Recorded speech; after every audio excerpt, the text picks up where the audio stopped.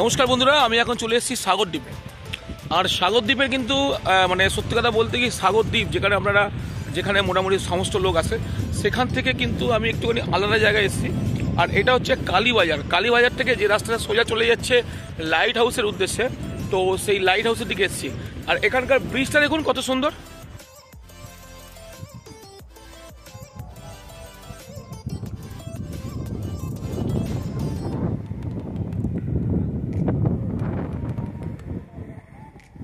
অসাধারণ বিউটিফুল। আপনারা যদি কোনোদিন আসেন এখানে, তো আমি আপনাদেরকে সবসময় বলবো, নিচের মধ্যে একটা দাদার নাম্বার লেখা আছে, রাজু দার নাম্বার।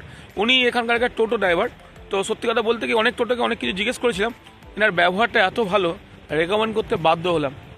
তো আর উনি আমাদেরকে নিজেদেরকে বললো, দাদারা আপনারা যদি একটু চিল করতে যান, তাহলে এমন একটা জায়গায় নিয়ে আসবো, তো আপনারা মুগ্ধ হয়ে যাবেন। পেছনে দেখুন অসংখ্য জাহাজ দাঁড়িয়ে আছে। আর এই রোডটা হচ্ছে গঙ্গাসাগরের দিক থেকে যে সকল জাহাজগুলো কলকাতার দিকে যায় সেই দিকে।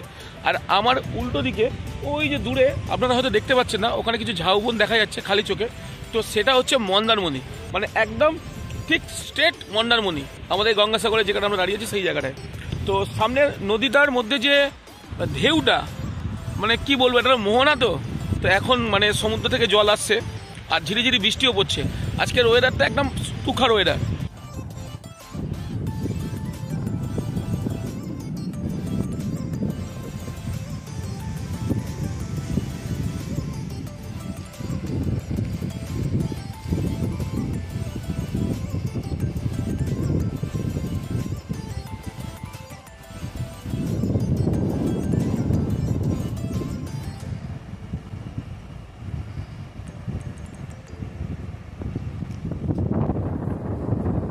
দেখি ব্যাগটা কর। ঠিকই বলছে।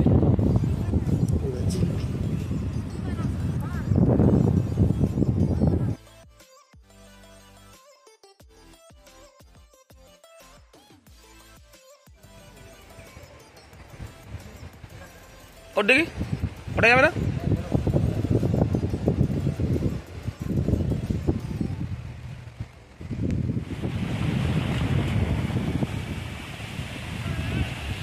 আমি এখন হেঁটে চলছি একটা বাঁশের সাঁকোরের ওপর থেকে।